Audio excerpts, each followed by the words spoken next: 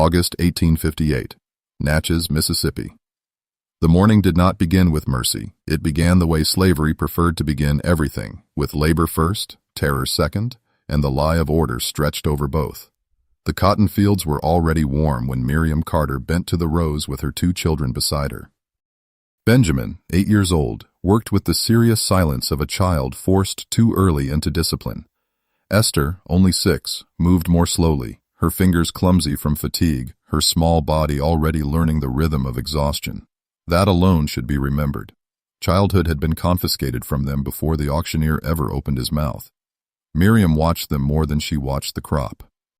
That was what mothers in bondage learned to do, not merely to love, to monitor, to count breaths, to read danger in hoofbeats, in the direction of a white man's glance, in the sudden stillness of the field. Under slavery, vigilance was not a virtue. It was a tax paid to survive one more day. Then came the sound. Horse hooves, fast, deliberate, not the careless movement of a man crossing land, the sound of command arriving. Overseer Grady rode down the row like he owned not only the field, but the pulse of every black body inside it. His horse crushed cotton underfoot. Waste did not trouble men like him. Men who controlled people rarely respected crops. They could always replace both. "All of you," he shouted, "to the main yard! Now." That order was enough to chill the morning. Gatherings in the main yard did not happen for kindness. They happened for punishment, for inspection, for sale. The slave South had perfected that sequence. It could take a family apart in public and still call itself civilized before supper. Miriam straightened. She reached for Benjamin with one hand, Esther with the other. Esther immediately buried her face against her mother's skirt. "Mama," the little girl whispered, "I'm scared." Miriam lowered her head, not in surrender, but to hide what was moving across her face. "Stand straight," she said quietly. "Eyes down, stay close." That is how enslaved mothers had to speak when they wanted to say something else entirely. Run, scream, hide, fight. But there was nowhere to run in open cotton, nowhere to hide beneath a white sky, and no law within 100 miles that would call a black woman's child her own. So they walked. Other enslaved people emerged from the rows and joined the line toward the big house. No one asked questions. That, too, should be remembered. In places built on absolute violence, people learn silence not because they know nothing, but because they know too much. The main yard was already waiting like a stage set for disgrace. Packed dirt, porch boards, white columns. Mrs. Darnell stood above them in fine fabric and clean gloves, dressed not for labor but for transaction. Beside her was a man Miriam did not know, though she understood him at once, well-fed, carefully dressed. Smile too polished to be honest, eyes already measuring flesh. A traitor. Grady cracked his whip in the air. "Children in front." There are sentences that reveal an entire nation's moral rot in 3 words. That was one of them. Miriam tightened her grip on Benjamin and Esther. Benjamin tried to hold himself upright. Esther trembled openly. The traitor began to walk the line, slow and practiced, as though inspecting mules. He stopped before one boy, turned his shoulders, squeezed his arms, moved on. He was not seeing children, he was examining inventory. That was the engine of the slave economy in its cleanest form. Not chaos, not frenzy, but method. Clerical evil. Measured evil. Evil with account books. Then he reached Benjamin. He seized the boy's chin and turned his face toward the light. "Strong one," he said. "Good frame, good teeth. He'll fetch well." There it was, the language of a marketplace dragged across the face of a child. Miriam felt the earth tilt beneath her, not because she misunderstood what he meant, but because she understood it exactly. A price was being attached to her son while he was still standing in front of her. The law would call that property transfer. History should call it what it was: organized child theft. The traitor moved to Esther next. He pinched her thin arm, looked her over, and frowned only at her age. "Small yet," he muttered, "but she'll grow." Then came the sentence that stripped all remaining disguise from the scene. "Good breeding stock in a few years." Miriam's lips parted before she could stop herself. "No." It came out soft the first time, like disbelief, then louder. "No." Grady's whip snapped across her back so fast the sound arrived with the pain. Fire tore through her shoulders. Esther cried out. Benjamin flinched but did not move. He had already learned what many grown men never survive learning, that on a plantation, movement could be punished as quickly as speech. "Quiet," Grady barked. But the crime had already been spoken aloud, not merely sale. Not merely separation. They had named the future they intended for Esther. They had said it in daylight. They had said it in front of her mother. This is what the slave regime depended on most of all. Not only violence, but the confidence to describe violence as ordinary business. Miriam stepped forward anyway. "Please," she said. "They're my children." That sentence should have mattered in a just country. In Mississippi in 1858, it meant nothing. Another crack of the whip split the yard. She staggered but did not fall. Tears blurred her sight. Through them she saw Mrs. Darnell on the porch, calm as a banker concluding a purchase. "500 for the pair," the woman said. "Our place needs young blood." Young blood. That was how the plantation class cleaned its mouth after speaking filth. They called breeding young blood. They called theft purchase. They called a mother's scream disorder. And then they asked future generations to admire their manners. Benjamin tried to wrench free and run back to Miriam. 2 men caught him before he took 3 steps. Esther began screaming in earnest now, both arms stretched toward her mother. Miriam lunged. Grady's whip looped across her throat and jerked tight. Her hands clawed at the leather as the yard spun. "Mama!" Esther cried. "Help us!" Benjamin shouted, his voice already breaking under terror. Miriam choked out the oldest bargain forced labor ever taught the powerless. "I'll work harder. I'll do anything." But slavery was never interested in bargaining with black mothers. It only wanted proof that they could be made to beg. The whip tightened. Dark spots burst across her vision. She saw Benjamin struggling in men's hands. She saw Esther reaching for her, fingers open, body twisting in panic. She saw the wagon waiting. Then she saw nothing. When Miriam woke, the yard was empty. That detail matters. The crime was committed in public, but its result was left for her to discover alone. The cart was gone. The dust had settled. The porch was quiet. That is how systems of cruelty preserve themselves. They make the violence seem brief, then force the victim to live in the silence that follows. Her children were gone. Benjamin. Esther. Gone before noon on an August morning in 1858 because a white household decided the boy was valuable and the girl would become more valuable later. Miriam rose slowly from the dirt. Her back burned. Her throat throbbed. Somewhere behind her, life on the plantation resumed. Work would continue. Cotton would still be weighed. Orders would still be shouted. Dinner would still be served in the big house. Slavery always insisted on its own normalcy after committing obscenity. But something had shifted, not in the plantation. That remained what it had always been. In Miriam. The crying was over. Not because the pain had lessened, but because it had sharpened. Her grief was no longer loose. It was hardening into memory, and memory, in a place like that, could become a weapon. She would remember the trader's face, Grady's voice, Mrs. Darnell's price, the words breeding stock, the way Benjamin tried to stand tall, the way Esther reached for her. Some things must not be mourned too quickly. They must first be recorded. And before we go any further, if you're listening from somewhere in the world tonight, comment your city and country below. And tell me this, when Miriam said no in that yard, was it only a mother's plea, or was it the first warning that somebody on that plantation had already signed their own death warrant? By the next morning, August 1858 had already shown its true face again. Not content with stealing Miriam Carter's children in broad daylight, the plantation demanded that she return to the cotton rows as if nothing sacred had been torn out of her life.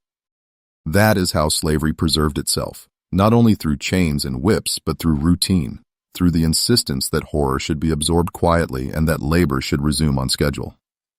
Miriam bent to the field with lash marks still burning across her back. The pain was sharp, but pain was not the main event anymore. Benjamin and Esther were gone. And grief under slavery was never private. It was watched, tested, mocked, and sometimes priced. Overseer Grady made sure of that. He rode close enough for his horse to brush the cotton stalks and looked down at her with the easy contempt of a man protected by law, by custom, and by a nation that had decided a black mother's suffering did not qualify as a crime. "Well," he said, "looks like you're missing something today." Miriam did not answer. Silence was not surrender. Silence in places like that was often storage. She was storing his words, his face, his voice. The sneer, the satisfaction. Grady circled once, enjoying the work of humiliation the way men like him always did. Such a shame, he went on. But that's what happens when folks breed good stock. There it was again. The language. The plantation South had trained itself to speak obscenity in a business tone. Not children, stock, not rape. Breeding, not theft, sale. The moral filth was not hidden, it was organized. Neat, public, repeated until decent people were expected to call it normal. Miriam kept her hands moving through the cotton. Head down. Shoulders lowered. Let him think the blow had finished her. Let him believe grief had emptied her out. That too became a survival skill under slavery, knowing when to look broken so that power would stop paying attention. When Grady finally lost interest and rode off, the field did what fields on plantations always did. It swallowed pain and kept moving. Other enslaved people avoided her eyes, not from cruelty, from fear. Everyone in those rows understood exactly what had happened. And everyone understood that to acknowledge it too openly was to risk bringing the same judgment upon their own children. Bondage taught people to love each other quietly and mourn each other at a distance. Near midday, Miriam found herself working beside old Isaiah, a man whose twisted leg had made him slow but had not made him harmless. Men like Isaiah were often underestimated by plantation power. Age made them seem spent. Injury made them seem irrelevant. But slavery, for all its brutality, depended on one permanent weakness. It could never fully measure what was being remembered in the minds of the people it brutalized. Isaiah did not look at her when he spoke. I heard about your little ones. Miriam's fingers slowed for half a second. Then he said the one thing that cut through the heat, the cotton dust, the soreness in her back, and the noise in her skull. The Darnell place. I know the riverway there. That mattered. Not because it guaranteed anything, but because direction in slave country was a form of power. White men had maps, horses, patrols, and legal protection. The enslaved had memory, signs, coded paths, and whatever fragments of geography could be carried in whispers. Freedom and rescue often began not with strength, but with knowledge passed from one hunted person to another. What good does knowing do me? Miriam asked under her breath. Isaiah's hands kept moving through the plants. Knowledge is power, he said. Even for folks like us. Even for folks like us. The sentence deserves to be remembered because it contradicts the plantation's favorite lie. The lie was that the enslaved were helpless, directionless, dependent on white control for order. But the truth lived in the shadows. Old men with broken legs still knew the waterways better than the masters. Mothers remembered distances by moonlight. Children recognized warning signals in bird calls. The system called them property while relying every day on the intelligence it claimed they did not possess. Isaiah paused. I got something that might help, but nothing comes free. That was no insult. It was simply the law of the quarters. Even generosity had to survive. Even mercy had to be traded carefully. Inside the fold of her dress, Miriam carried a small carved bead she had made for Esther's birthday. She had shaped it in secret from a scrap of wood, smoothing it with patient fingers, saving it for the next moment she could make her daughter feel like a child instead of a target. Now that bead was all she had left to trade. I have this, she whispered. Isaiah nodded once. Tool shed, when the sun touches the cypress. The rest of the day was theater. Miriam worked slowly, quietly. She made herself look empty. Every time Grady passed, she lowered her eyes and let her shoulders sag. It was a performance for survival. One of the most bitter facts about slavery is that the enslaved often had to disguise their own will in order to keep it alive. Late in the afternoon, when the light shifted and the long shadow of the cypress reached across the yard, Miriam moved toward the tool shed carrying her sack as if she were returning tools. Isaiah was already there, bent over broken handles and rusted iron as though sorting scrap. The bead, he said. She pressed it into his palm. In return, he slipped her a small piece of rough cloth. At first glance it looked worthless, but then she felt the stitching, rough lines, tiny knots, crossings marked by hand. Rivers sewn into cloth, plantations marked by small breaks in the thread. River map, Isaiah murmured. Darnell place sits where two streams meet. Follow the water. He said one more thing before turning away, and it was the kind of wisdom only the hunted ever phrased so clearly. Sometimes the best path ain't the straight one. Water knows where to flow.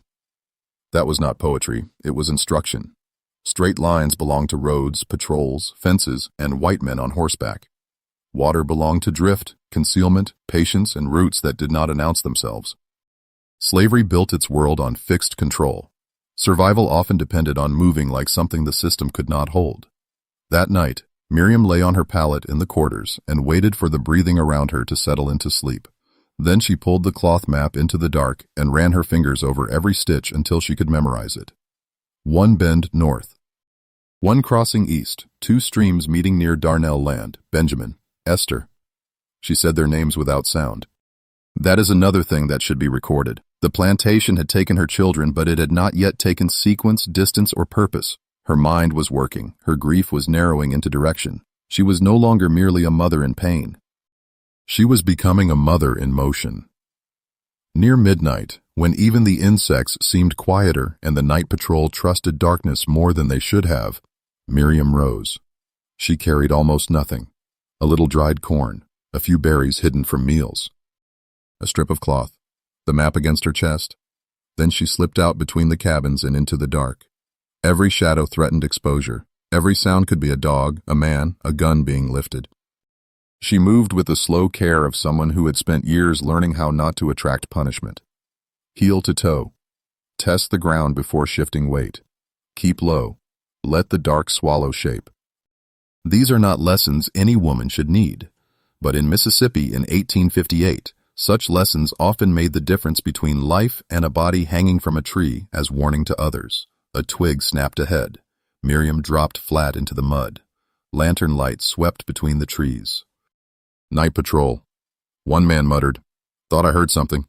Another answered, "Ain't nobody fool enough to run in gator season."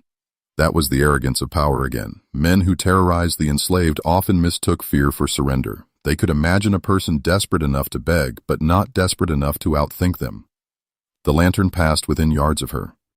Miriam did not breathe until the light faded. Then she moved again. At the riverbank, she slid into the shallows to break her scent. Dogs had their uses in the machinery of slavery, and one of those uses was to turn human escape into animal pursuit. But the old man had been right. Water knew where to flow, and sometimes it carried the hunted away from the hunter's confidence. The barking started behind her sometime later. Not sleepy kennel noise, hunting sound. Focused. Rising, then confused, then fading near the waterline. For hours she moved through reeds, mud, and black water. When voices drifted too close, she pressed herself into the bank. When lanterns passed, she sank nearly to her neck and stayed still. The swamp was not kind. It did not become good simply because it hit her. It was wet, dangerous, crawling, thick with the threat of teeth and fever and sinking ground. But what it offered, the plantation never would. A chance. Just before dawn, Miriam reached the place where 2 streams met. Through the trees she saw lantern glow. A larger house, orderly fields. Slave cabins beyond, Darnell land. She crouched in the swamp grass, soaked, shaking, filthy, and very much alive. Somewhere ahead, Benjamin and Esther were within reach of her eyes, if not yet her hands. The sky was beginning to pale.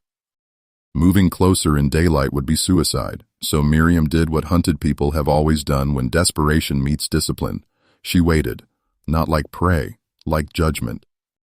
Dawn came slowly over the Darnell plantation in late August 1858, and what it revealed was not order, not prosperity, not civilization.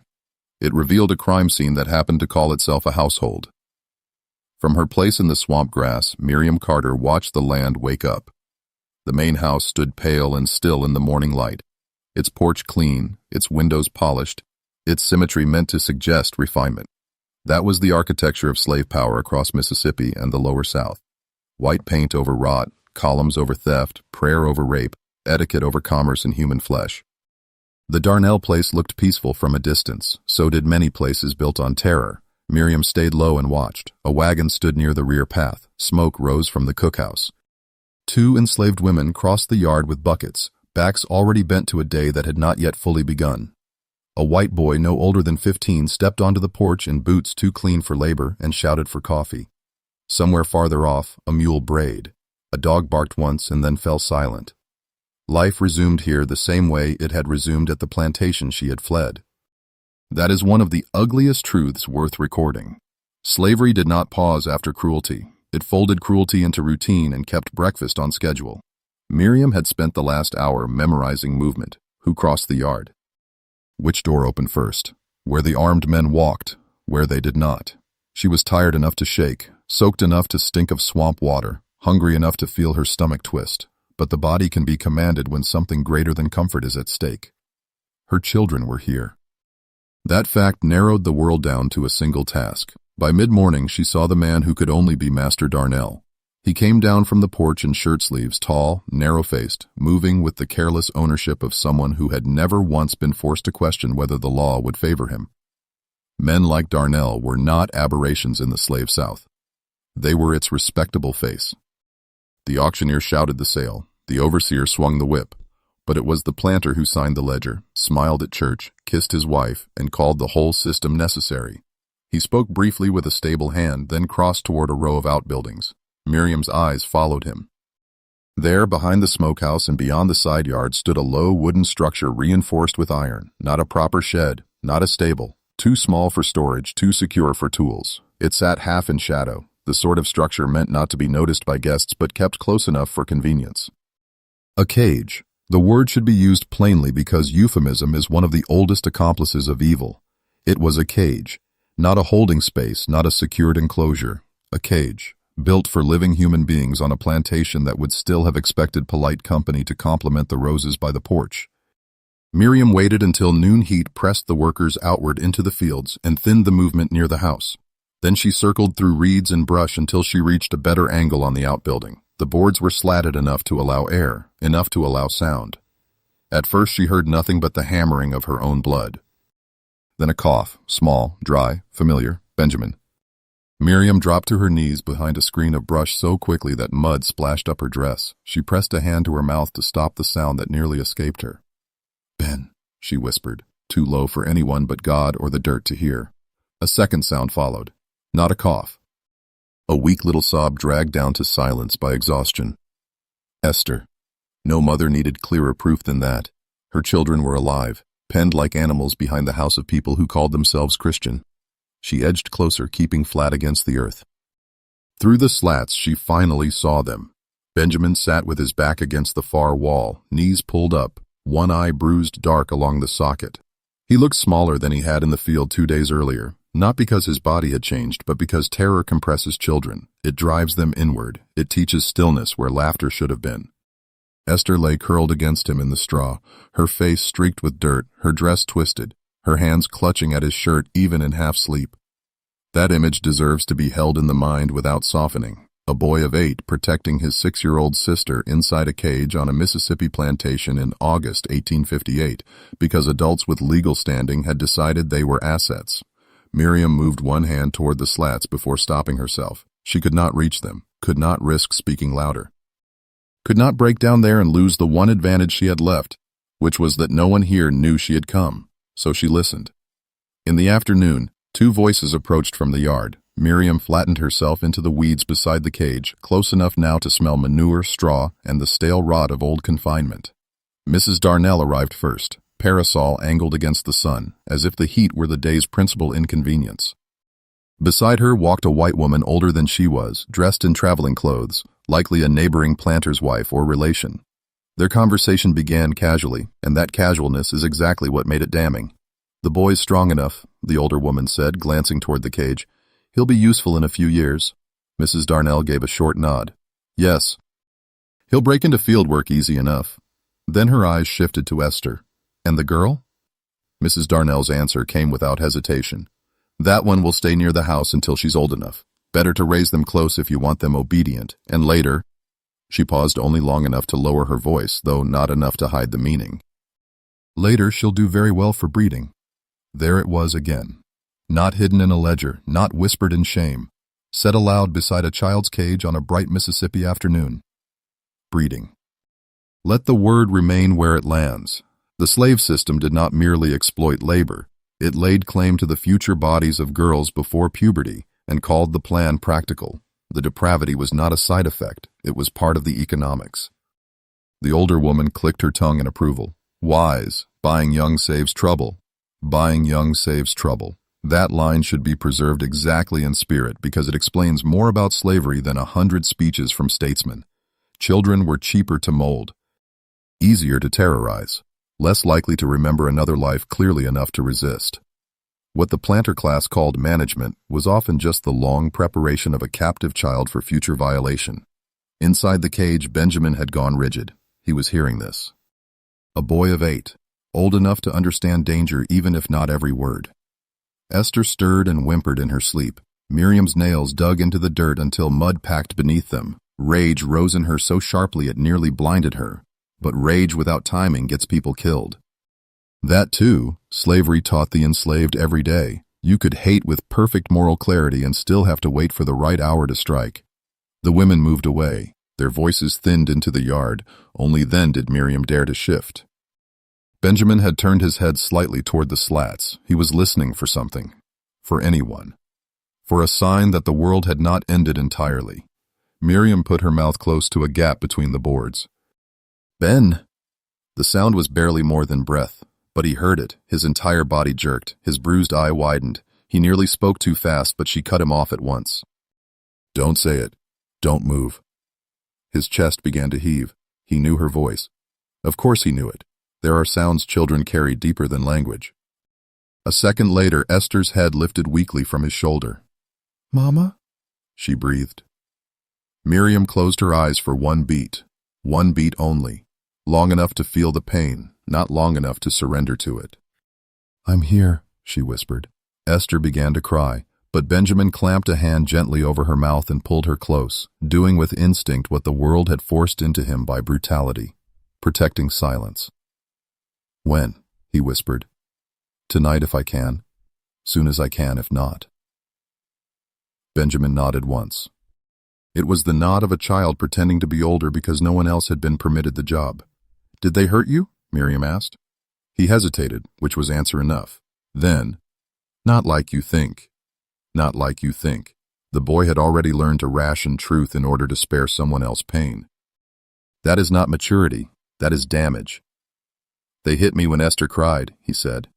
"They said if I made noise again, they'd separate us." Miriam's throat tightened so hard it ached. And Esther, voice thin as thread, whispered the thing no mother should ever have to hear from a 6-year-old. "I don't want to stay in the house." So she had heard enough too. Maybe not all of it, but enough. Children in bondage often understood danger before they had words for it. Tone told them, eyes told them, the way adults appraised them told them. "You won't," Miriam said. "Listen to me. Tonight, you stay awake if you can. If you hear noise, do not scream. You come when I say come." Benjamin leaned toward the slats. "Mama, there's a man with a gun in the kitchen after dark." "Where does he sit?" "Back room. By the rear door. Sometimes he sleeps." That mattered. Information was a weapon. Even now, caged, bruised, dehydrated, the boy was helping map the enemy house. "Any key?" Benjamin shook his head, then remembered she could not see clearly. "Mrs. Darnell keeps it, on her belt in daytime, hanging by the bedroom washstand at night." "I saw it." Miriam went still. The bedroom. So that was where the key slept, in the same house as the woman who had priced Esther's future like breeding livestock. In the same house as the man who had signed Benjamin into captivity. Rescue, then, was unlikely to come without blood. That truth settled over Miriam without ceremony. There was no dramatic revelation in it, only recognition. Some systems are built so thoroughly on force that to break a single innocent life out of them, force must eventually be answered. The sun lowered. Shadows stretched from the big house across the yard toward the cage. Miriam drew back into the brush, every detail now filed where it needed to be. Kitchen guard, rear entrance. Key by the washstand, children weak but ready, house routines, distances, sounds. She had come to verify whether Benjamin and Esther were here. That part was over. Now she knew something worse, and something more useful. Her children were not simply stolen. They were already being processed, assessed, sorted, prepared for labor, obedience, and sexual exploitation under the discipline of a respectable household. That knowledge changed the nature of what had to happen next. This was no longer only a rescue. It was an indictment waiting for its first blow. Night fell over the Darnell Plantation on August 27, 1858. with the same false dignity that always covered slave country after dark. Lamps were lit, supper was served, doors were bolted. White people who had bought children and planned their future violation settled into the evening as if they had earned rest. That is one of the habits history should never excuse. The slaveholding class did not commit its crimes in chaos alone. It committed them, then washed, prayed, and slept. Miriam Carter stayed hidden in the brush until the last usable light had drained from the yard. She did not move too soon. Desperation kills the hunted faster than bullets. Timing saves them. By then she had watched enough to understand the structure of the place. Kitchen servants dismissed after dark, one armed white guard drifting near the rear entrance, the key likely in the master bedroom, Benjamin and Esther still locked in the cage behind the smokehouse. Every detail mattered. Slavery depended on force, but force depended on routine. Find the pattern, and even a plantation could be broken. The swamp smell clung to Miriam's dress. Mud had dried against her calves. Her stomach had long since crossed from hunger into numbness. But the body was no longer in charge tonight. Memory was. She remembered Esther's small voice saying she did not want to stay in the house. She remembered Benjamin bruised, trying to speak like a grown man. She remembered the word breeding, spoken casually by a woman with a parasol. Some words should never be forgiven once spoken aloud. They leave behind evidence of the soul that formed them. Near the back of the property stood a hay barn, half full and poorly watched. Miriam had marked it earlier because dry hay, summer heat, and plantation arrogance had always made a dangerous combination. White owners trusted the enslaved to fear punishment more than opportunity. That confidence would cost the Darnells their night. She crawled toward the barn first. The yard had quieted, but quiet is never innocence on a plantation. Quiet only means the violence is resting. She stopped twice when footsteps crossed near the rear porch. She pressed flat against the ground when a dog lifted its head. She waited until it settled again. Then she slipped behind the barn wall and found what she needed. Loose hay, stacked dry against old boards, a lantern hook nearby, and kindling carelessly left where only people who believed themselves untouchable would leave it. Miriam took the little strip of cloth she had kept tucked into her dress, twisted it tight, and used ember and patience to bring a weak flame to life. She did not rush it. Fire mishandled is chaos. Fire placed correctly is direction. When the cloth caught, she fed it to the driest hay at the barn's far corner, the corner furthest from where she intended to move next. Then she left it there to grow. By the time she circled toward the kitchen side of the main house, the first smoke was beginning to rise. Not enough yet for alarm, just enough to prepare the night for confusion. The kitchen guard sat where Benjamin had said he would, in the back room near the rear door. Musket leaned close, chin falling toward his chest in that lazy posture men adopt when they believe danger belongs only to others. He was young, barely older than a boy. But cruelty in service to a system does not become innocence because the face is smooth. He had stood armed between children and freedom. That fact mattered more than his age. Miriam waited in the dark outside the door. Then came the shout from the yard. "Fire!" A second shout followed, louder. "Barn's on fire!" The guard jerked upright, swore, grabbed for the musket, and rushed toward the commotion without ever checking the darkness behind him. That was the first failure of the house. The second came seconds later, when the rear door he had abandoned allowed Miriam inside. The kitchen smelled of grease, ash, and stale bread.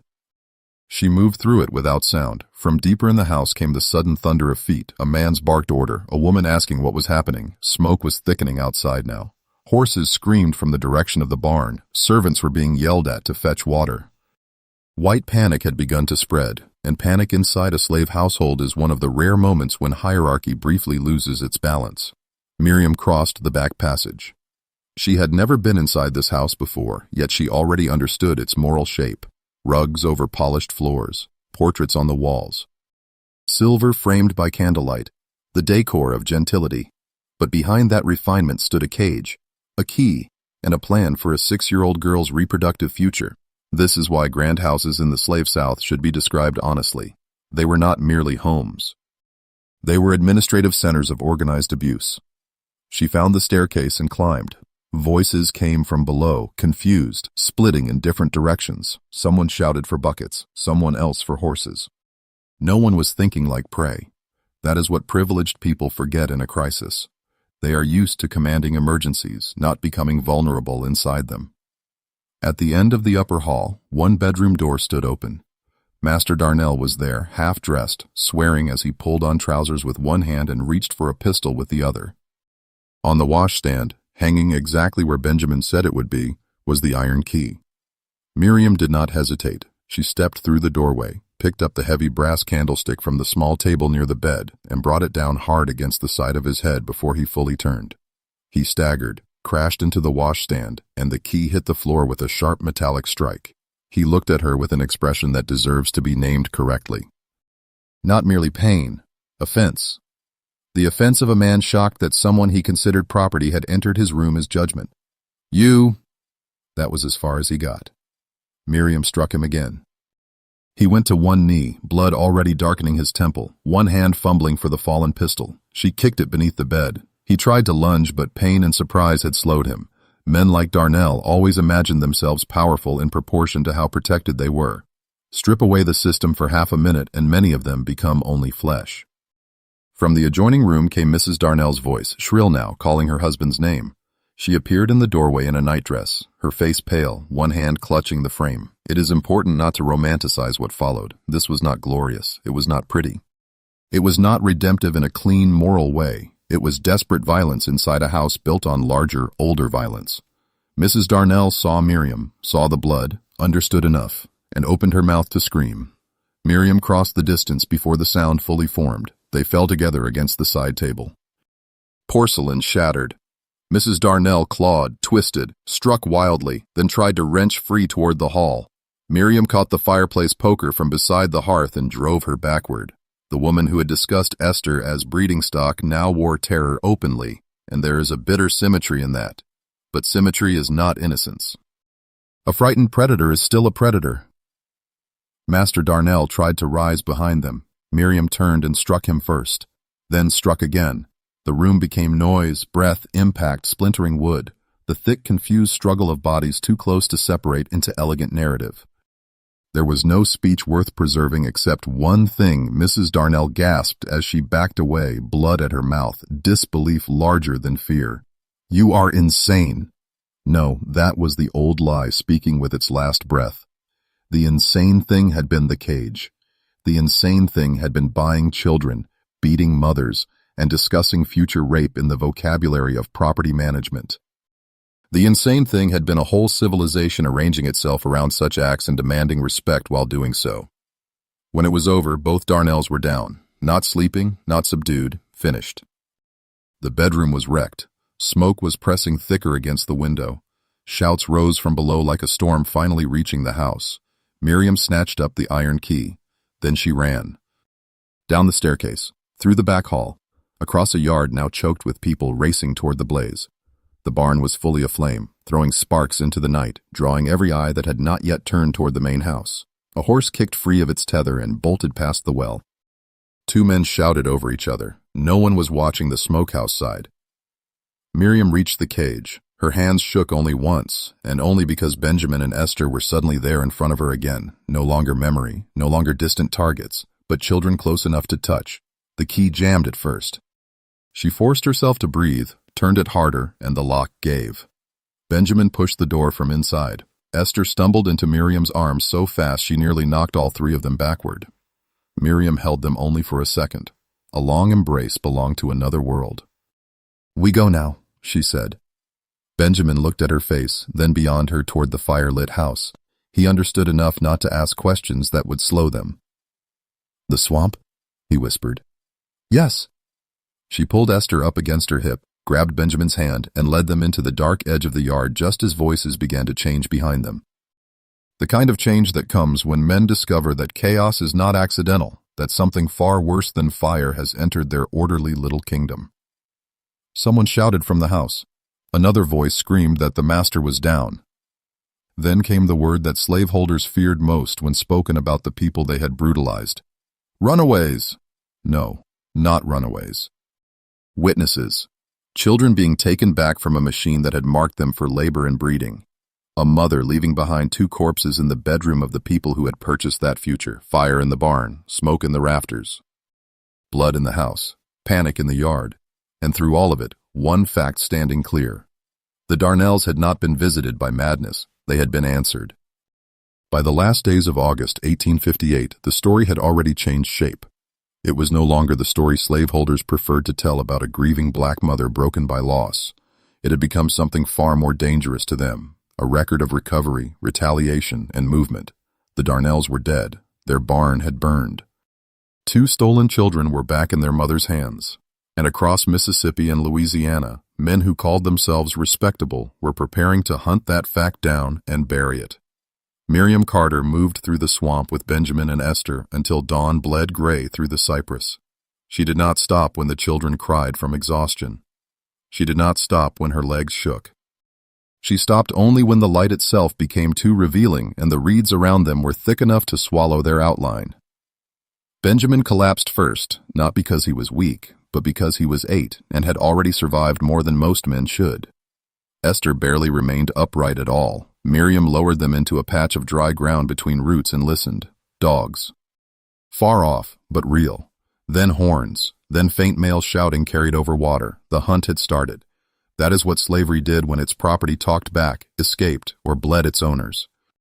It mobilized. It sent out riders, notices, rewards, patrols, deputies, volunteers, drifters eager for bounty money, and pious men willing to call the whole enterprise law enforcement. The same civilization that could not summon conscience could always summon a posse. Miriam crouched before Benjamin and Esther and forced her voice to stay steady. You listen to me now. No crying loud, no calling out. We move when I say move. Esther's face was streaked with dirt and smoke. Are they coming? Yes, Miriam said, so we get ahead of them. There was no use lying to children who had already seen too much. Under slavery, even truth had to be rationed, but not erased. Children needed direction more than comfort. Benjamin looked at her with the exhausted stare of a child trying to keep up with adult stakes. Did you kill them? Miriam met his eyes. Yes. He was silent for a moment. Not shocked, just absorbing it. That matters. The plantation had already done enough moral damage that the killing of a master and mistress no longer sounded impossible to him. It sounded like part of the world. Then he asked, Will they hang us if they catch us? Again, Miriam did not lie. If they catch us, they'll try. That should be remembered too. Slave law was never satisfied with recapture alone. It required spectacle. Punishment had to be seen. A woman who killed white owners and took back children marked for sale could not simply be restrained. She had to be publicly broken so the rest would learn the lesson. That was the logic of the regime, not justice, demonstration. By midday, the heat turned thick and punishing. Miriam kept the children hidden under hanging moss and gave them the last of the berries she had carried. It was not enough. Hunger stayed with them. Thirst stayed with them. But the swamp gave one advantage that the plantation feared: confusion. White men on horseback did not rule well in water up to the knee. Order weakened where the land refused straight lines. Toward evening, Miriam saw movement out on a narrow water channel, a flatboat. One man with a pole, dark-skinned, older, shoulders bent from years of work. She nearly dragged the children deeper into cover, but then she saw the sign. The man laid 2 fingers across his chest and tapped once against the pole, a signal. Not proof of safety, but proof of awareness. He saw her. He did not shout. He did not run. He guided the boat slowly toward the reeds and stopped just outside the mud line. You the one they're hunting from Darnell's place? He asked. Miriam did not answer immediately. The man nodded as if that told him enough. Name's Matthias. You want to live? You get in now. Riders will sweep this channel by dusk. This was the reality of escape networks in 1858. No uniforms, no guarantees, no shining certainty, just fragments of courage passing between strangers under threat of prison, whipping, or death. The Underground Railroad was not one road. It was a scattered discipline of people willing to disobey a legal order that deserved disobedience. Miriam lifted Esther into the boat first. Benjamin climbed in behind her, stiff and sore. Miriam entered last, keeping her eyes on Matthias until the flatboat drifted off into shadow. Why help us? Benjamin asked. Matthias pushed the pole into the mud and sent them gliding forward. Because some folks still know right from wrong. That answer was plain, and plainness matters. Not every act of help in the age of slavery came from grand ideology. Sometimes it came from the stubborn refusal to let evil have the final administrative word. A ferryman, a widow, a preacher, a field hand, a free black laborer, a white woman willing to risk her house. These people did not all agree on theology, politics, or method, but some of them recognized an abomination when they saw one. They traveled mostly in silence. The waterway narrowed, then widened, then slipped beneath a line of overhanging willow. Matthias kept them low and out of sight, steering not toward the obvious river routes but through back channels and marsh cuts known to men who lived by current rather than by road. Night had nearly settled when he brought them to a small landing hidden behind cane and low oak. A house sat beyond it, modest, weathered, dark except for one faint lamp at the rear. No large porch, no columns, no display, just a working house standing quiet in dangerous country. Matthias turned to Miriam. "Mrs. Avery." Miriam studied the place. "She safe?" Matthias gave the only honest answer such a question deserves. "Safer than the road." He led them to the back door and knocked in a pattern too deliberate to be accidental. A pause. Then the door opened just wide enough to reveal a white woman in her 50s, hair pulled tightly back, face lined not by leisure but by decision. She looked first at the children, then at Miriam, then at the mud, the blood, the exhaustion. "They're younger than I expected," she said quietly. That sentence matters because it reveals a fact hidden inside so many accounts of slavery. The people being hunted were often children, not rebels with rifles. Children. Boys marked for labor. Girls marked for the house, and then for reproductive exploitation. Let that sit where history cannot dodge it. Mrs. Avery opened the door wider. "Come in." Inside, the air smelled of bread, starch, and wood smoke. Simple furniture, clean floorboards. A Bible on the side table. Nothing in the room suggested heroism, and that is often how real moral courage appears. Unadorned. Practical. Busy. It does not announce itself with speeches. It opens the door. Mrs. Avery brought water first. Benjamin drank too fast and coughed. Esther clung to the cup with both hands as if someone might take it away.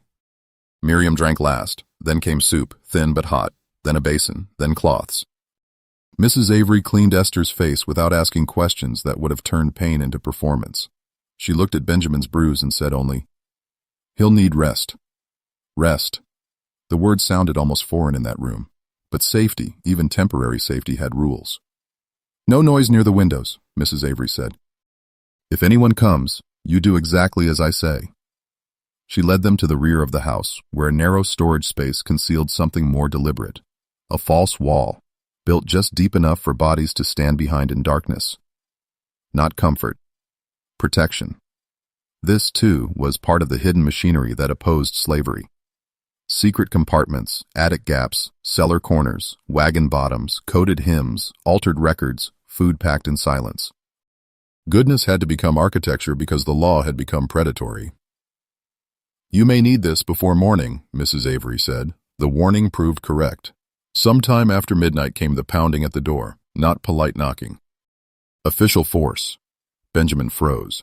Esther started to cry, but Miriam caught her close. Mrs. Avery moved quickly, ushering them behind the false wall and closing it with practiced precision. Darkness swallowed them whole. Through a narrow crack, Miriam could see only a stripe of lamplight across the floor. The door opened. Voices entered. Men. "We're looking for a Negro woman with 2 children, one said. "Wanted for murder and arson in Adams County." There it was again. The language of law cleaning up the language of guilt. Murder and arson. As though the real initiating crimes had not been child sale, unlawful confinement, planned sexual exploitation, and the entire slave regime standing behind them. The record always bends first toward the powerful unless someone bends it back. Mrs. Avery's voice remained calm. "You may look." Boots crossed the floor. Drawers opened. A chair scraped. One of the men stepped so near the hidden wall Miriam could hear the leather of his belt shift as he turned. Esther trembled violently against her.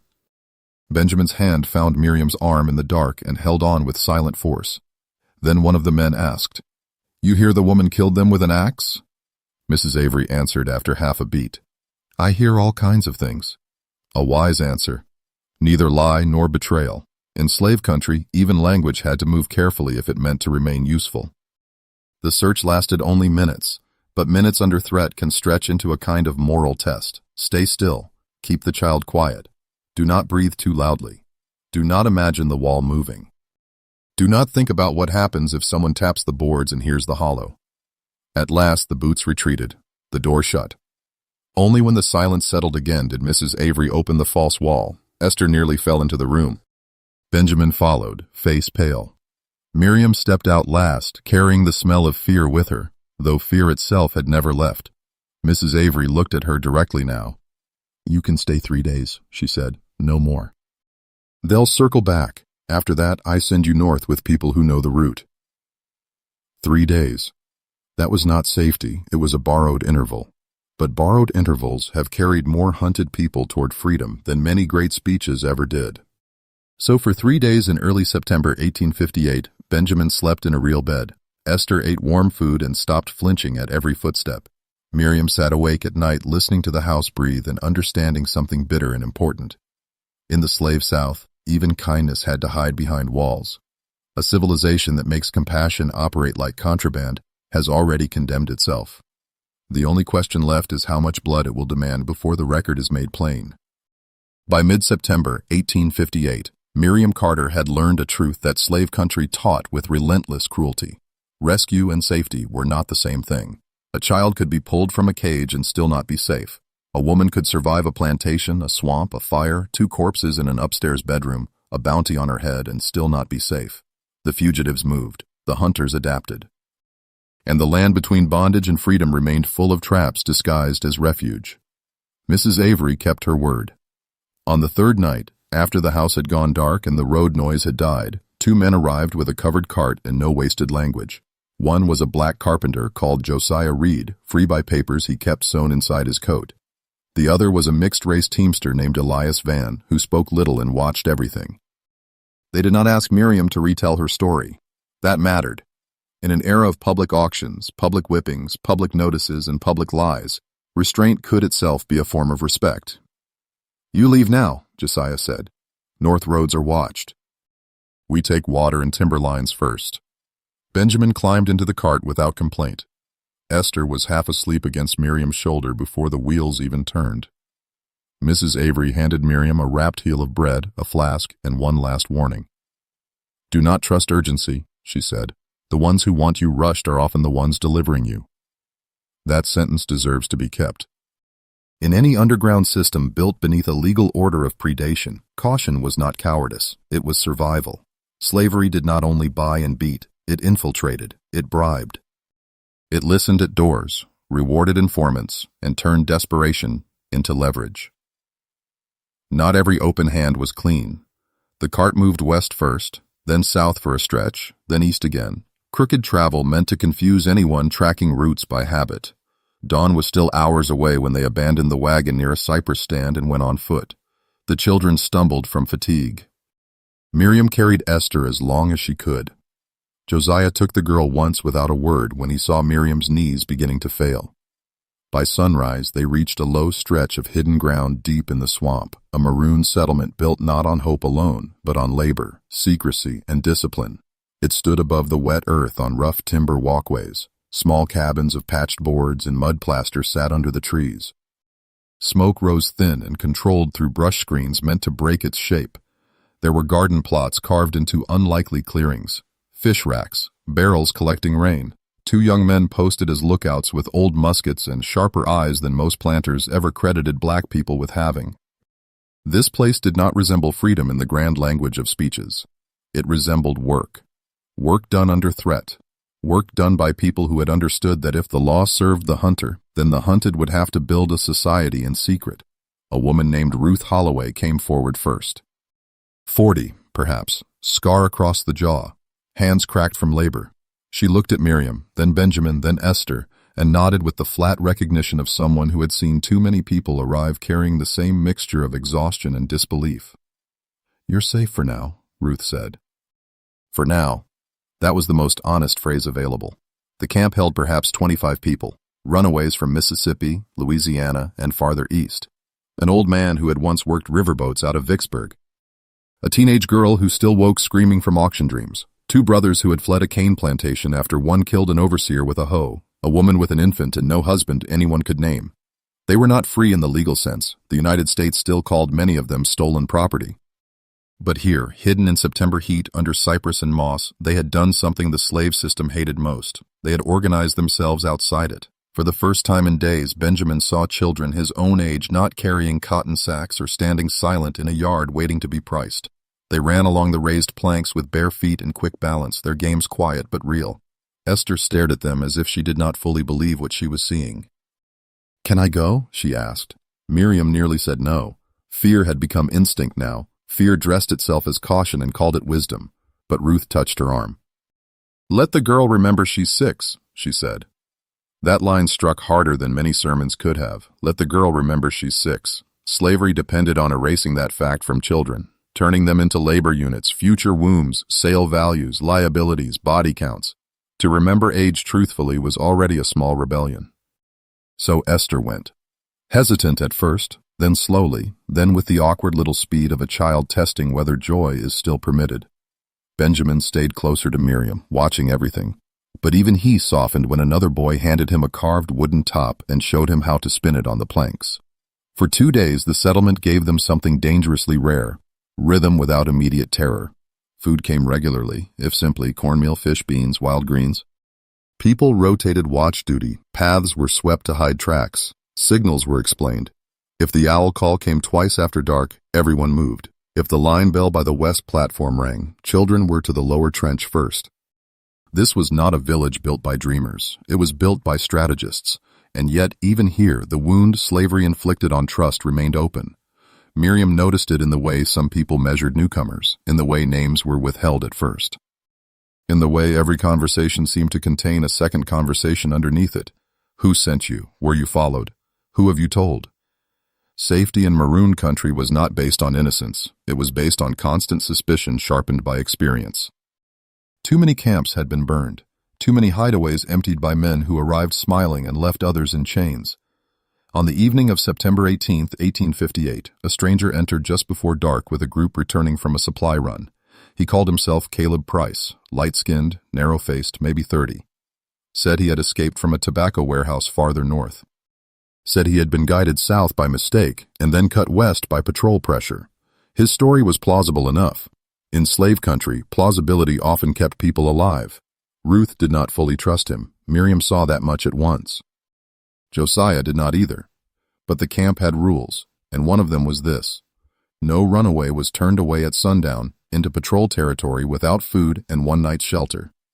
There was morality in that rule. There was also danger.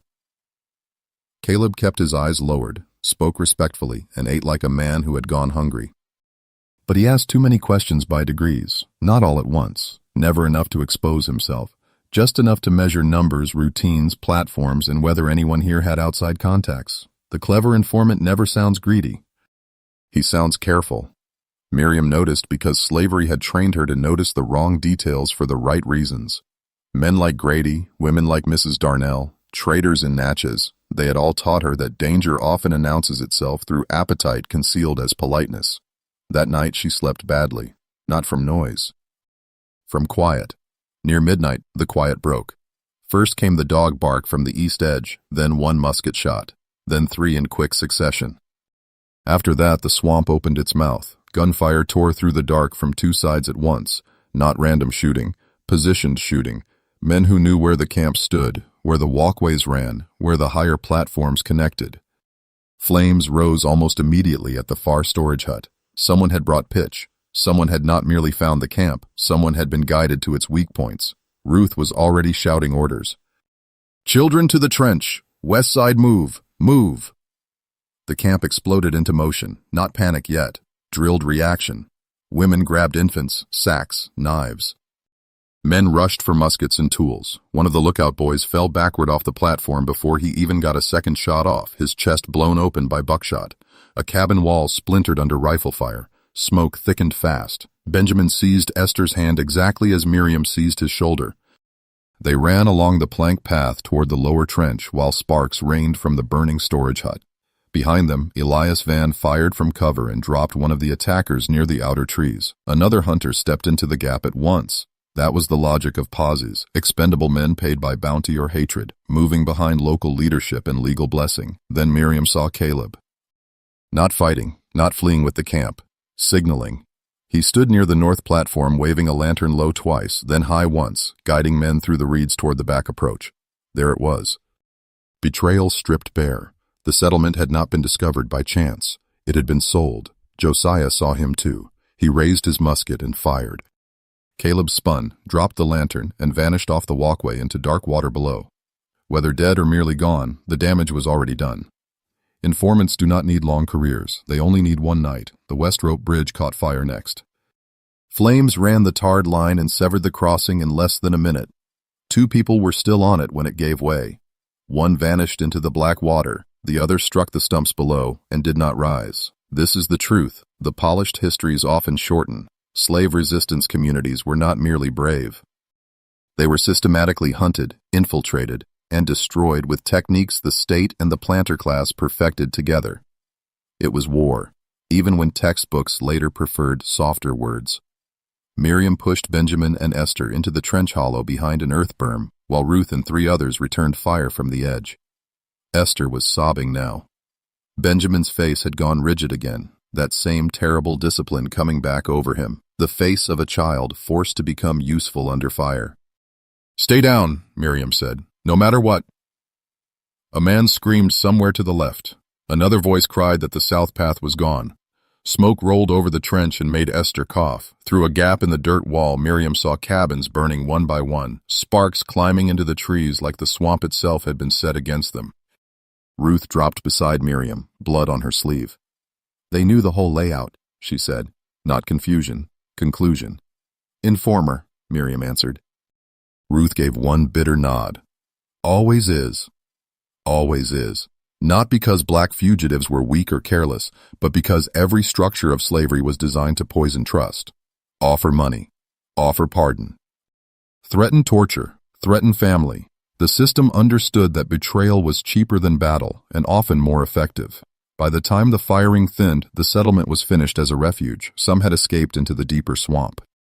Some lay dead on the planks. Some had been dragged off shouting. The gardens burned. The supply hut burned. The rope crossings were gone. What had taken months or years to build had been broken in less than an hour because one man had sold directions to armed white hunters. Near dawn, rain began lightly, not enough to save anything, only enough to turn ash into paste. Miriam stood at the edge of the ruined platform with Benjamin and Esther pressed against her sides and looked over what remained.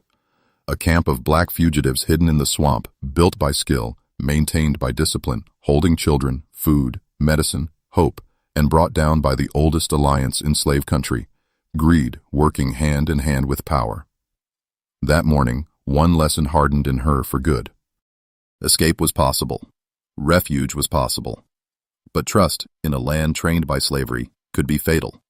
By the 3rd week of September 1858, the swamp had stopped being only a place of concealment. It had become a ledger.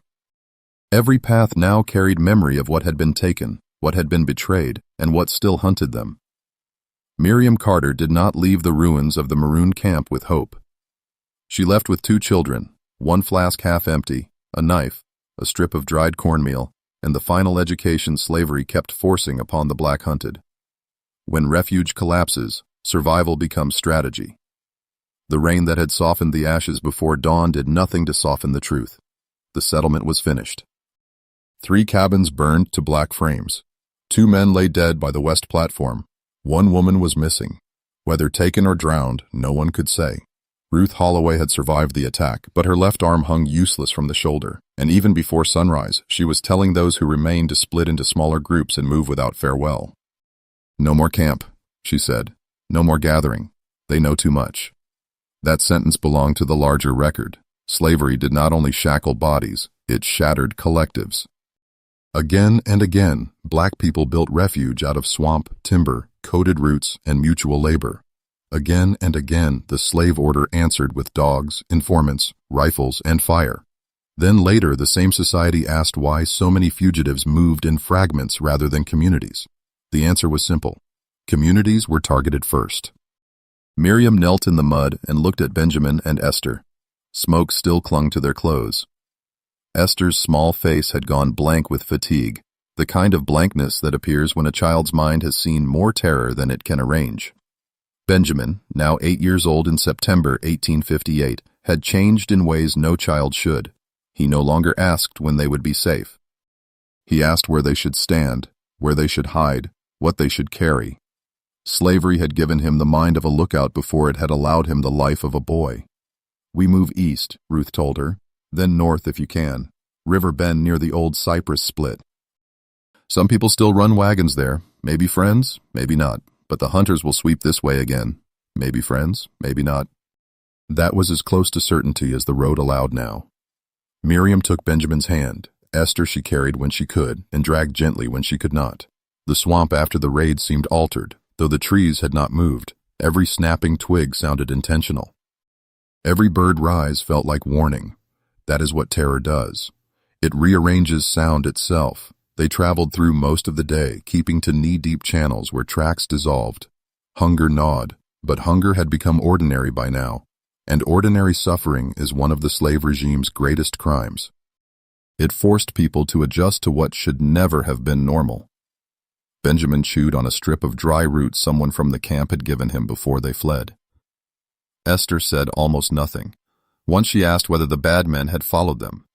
Miriam answered truthfully, "Yes," because by then lies of comfort had no use left. The hunters were real, the reward notices were real, the law behind them was real. Men across county lines would gladly deliver a black mother and 2 children back into bondage for money, approval, or the simple pleasure of enforcing racial order. That was the republic beneath the speeches. By late afternoon they reached the river bend Ruth had named. It was not a town, not even a proper landing, just a muddy shelf where the bank dipped low enough for small carts and timber wagons to approach. An old cypress tree split near the trunk leaned toward the water like a marker left by age and flood. Miriam stopped there because instinct told her the place could be useful. Instinct also told her it could be fatal. She crouched and studied the ground. Recent wheel marks. Boot tracks, several, 1 horse, maybe 2, not a camp then, a crossing point. Active enough to matter, quiet enough to be missed by careless patrols. Benjamin knelt beside her. "You see them?" "I see signs." He looked at the disturbed mud the way children in other worlds might look at school letters or church carvings. He was learning to read pursuit instead of books. That fact should not pass unspoken. The same country that denied black children literacy was forcing them to study the grammar of manhunts. "They'll come here," he said. "Yes." "How many?" Miriam looked again. "Enough." That is when the idea took shape, not out of madness. Not out of bloodlust, out of arithmetic. She had 2 children, almost no food, no secure allies, and a narrowing window before armed men closed in. Running blindly would only prolong the chase until exhaustion delivered them back. But this place, a bend, soft ground, reeds, narrow approach, could be turned. The swamp had taught her something over the past weeks. The hunter who rides in straight lines is vulnerable when the land begins to think against him. "We make them slow," she said. Benjamin did not flinch. "How?" That question from an 8-year-old in 1858 Mississippi should shame every memory of the age. How do we stop them? Not because he was born for violence, because white law had cornered him into learning its mechanics. Miriam set him to gathering flat stones and broken branches, not large things. Useful things. She found a stretch of mud where the earth was softer and used a broken board to dig 2 shallow pits near the main approach, then lined the bottoms with sharpened sticks and shattered bottle glass scavenged from the abandoned side of the landing. Near the reeds, she laid a false path of trampled grass leading toward deeper bog. In another patch, she stacked dry brush under wet leaves where a small fire could produce smoke without bright flame. She tore strips from her own skirt to tie noise lines between roots. Not enough to stop men. Enough to expose them. This was not warfare taught by generals. It was defensive intelligence learned by the hunted. Slave narratives often get flattened into escape and suffering, but we should remember the tactical mind required to stay alive. Women like Miriam had to become route readers, weather judges, field medics, liars when necessary, witnesses always, and now, in this case, an ambush maker at a muddy bend. The sun dropped, mosquitoes thickened. Esther slept at last beneath a low bank wrapped in Miriam's outer cloth. Benjamin stayed beside her and worked without complaint, bringing stones, dragging reeds, placing them where Miriam pointed. At one point, Miriam told him, "If it starts, you take Esther and crawl to the driftwood pile. Don't wait for me." Benjamin's jaw tightened. "No, you do it." He looked at her with that terrible old young face again. "I can help." She nearly said, "You are a child," but the world had already contradicted that too many times. So she gave him the smallest share possible. "If a man reaches the bank, you throw stones at his face, then you run." He nodded once. Night settled fully, the river darkened. Somewhere beyond the bend, an owl called twice. Then came the distant sound Miriam had expected since noon. Hooves, more than one set. Then voices. Male, white, confident.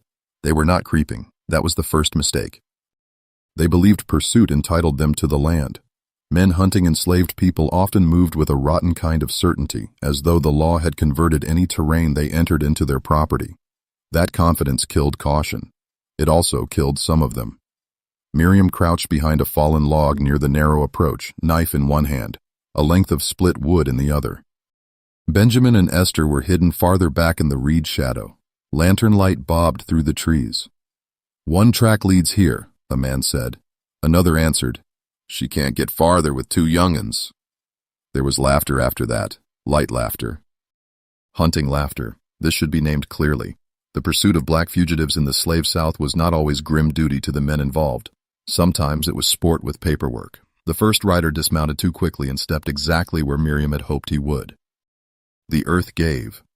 One leg plunged into the pit, then came the scream as sharpened wood and glass tore through boot leather into flesh. He dropped the lantern. It rolled sideways into mud, spilling light across confusion. "Jesus!" Gunfire cracked at once, wild, badly aimed.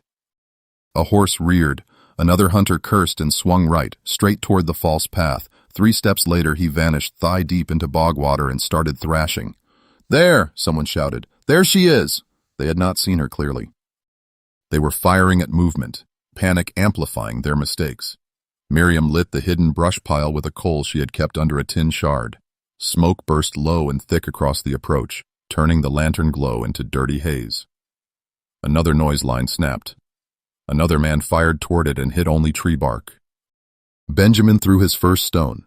It struck a hunter high on the cheek with a sound sharper than the boy expected. The man staggered, swore, and turned the wrong way.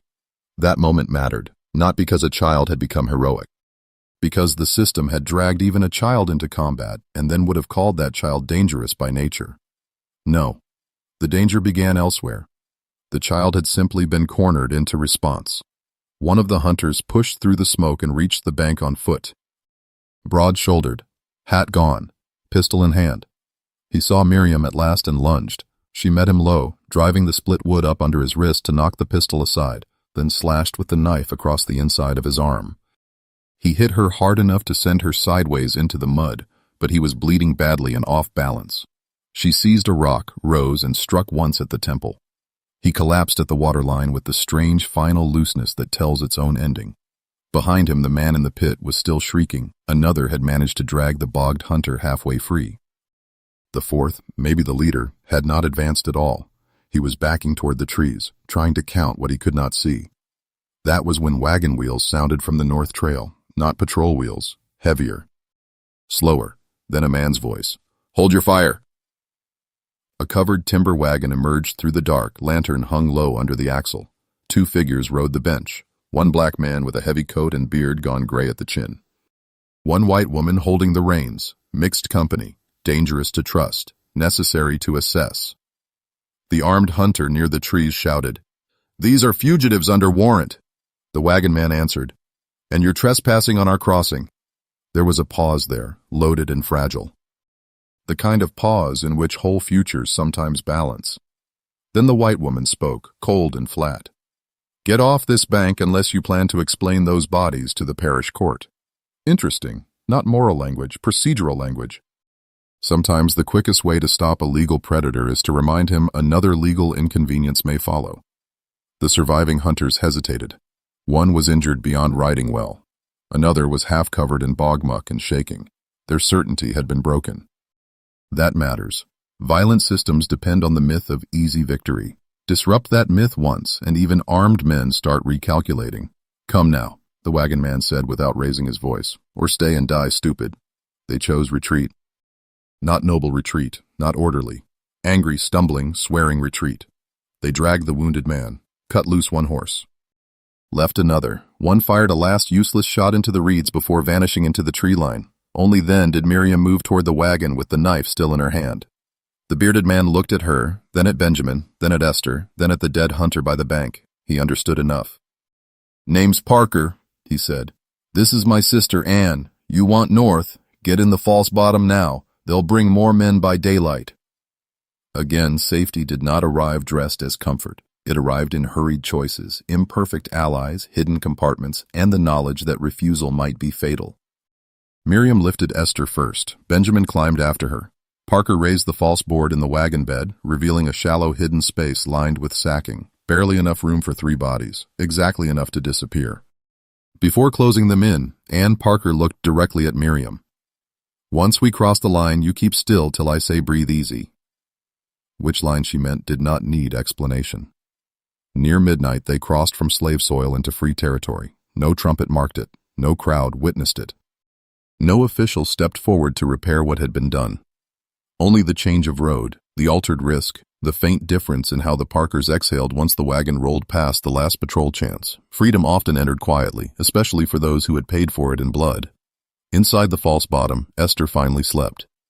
Benjamin stayed awake longer, one hand locked around Miriam's wrist, as if even now she might be taken. Miriam lay in darkness listening to the wagon wheels and understanding what freedom was not.